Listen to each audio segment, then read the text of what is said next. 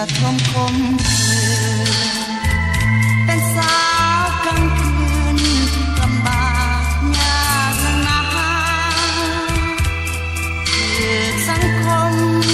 ก้าวผ่านประนามนินทาเขาพาผู้หญิงกลางคืนบ่ดีแต่ความจริงชีวิตมีความจำเป็นขออยากเห็นดูแลเลี้ยงน้อง3 คนถ้าคงสิเขาอยากหักแพงเหลือทนจำต้องสู้พอจน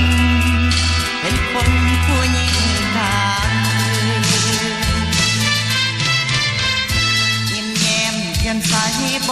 ริการก็เพื่อแลกกับเงินก่อนจะได้มามีใครห่วงข้างในคือหยาดน้ำตาแต่จำเป็นน้ำทางออกโซ่พอนี่ละชีวิตผู้หญิงกลางคืนหวานอมขมคืนหาเงินโดยความจำเป็นขายแต่เราอย่าเข้าใจว่าขายแนวอื่นจากใจ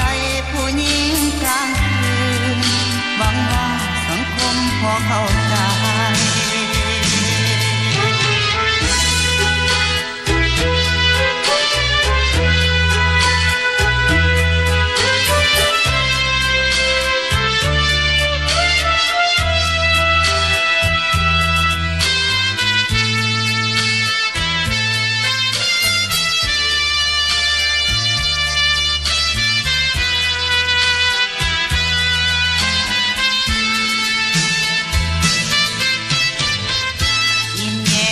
เจ็บใสบ